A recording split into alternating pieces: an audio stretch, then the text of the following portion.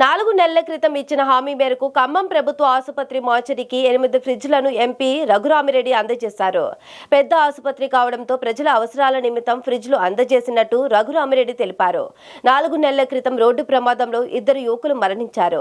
ఆ సమయంలో పరామర్శించేందుకు వెళ్లిన ఎంపీ రఘురామిరెడ్డి మంత్రి పొంగులేటి అక్కడ ఫ్రిడ్జ్ల కొరత ఉందని తెలుసుకుని వెంటనే తెప్పించేలా ఏర్పాట్లు చేశారు. ఈ సందర్భంగా ఎంపీ రఘురామిరెడ్డి ఆసుపత్రిలో మెరుగైన సౌకర్యాల కల్పనకు కృషి చేస్తామన్నారు. మంత్రులు తుమ్మల నాగేశ్వరరావును, రాజ నరసింహను ఆసుపత్రికి రప్పించి ప్రణాళికలు సిద్ధం చేస్తామన్నారు. మొన్న వచ్చినప్పుడు సూపరింటెండెంట్ గారితో కూర్చొని ఈ హాస్పిటల్లో లోపాలు ఏమున్నాయో అని అడిగాను అనమాట. వారు ఒక లిస్ట్ ఇచ్చారు. త్వరలోనే నేను తుమ్మల గారు హెల్త్ మినిస్టర్ని పట్టుకొని వీడికి తీసుకురావడానికి ఉపాయం చేస్తున్నాం అనమాట.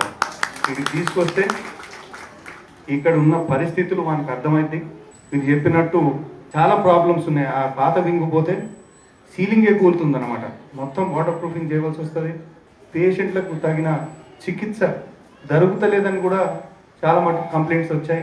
మరి డాక్టర్ లేకనా, లేకపోతే పేషెంట్ డాక్టర్ రేషియోకి సరిగ్గా ఉండకుండానా, మెడిసిన్స్ ఇవన్నీ కొన్ని లోట్లు చెప్పారు సూపరింటెండెంట్ గారు. దాని లిస్ట్ కూడా తీశారనమాట.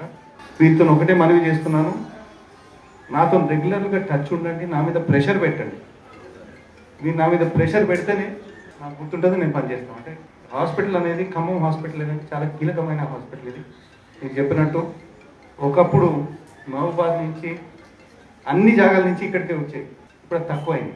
మరి అది హాస్పిటల్లో డాక్టర్స్ తక్కువ ఉండటానికి కారణమా, లేకపోతే ట్రీట్మెంట్ ఏమైనా ప్రాబ్లం ఉన్నది కారణమా, లేకపోతే ఫెసిలిటీస్ ప్రాబ్లం ఉండటం కారణమా? అందుకొరకే మీరు నాతో రెగ్యులర్ టచ్లో ఉండి ప్రెషర్ పెడితే నేను ఒక్కొక్కటి సాల్వ్ చేసుకుంటూ వస్తాను.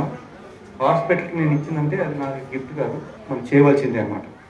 Okay, right, thank you.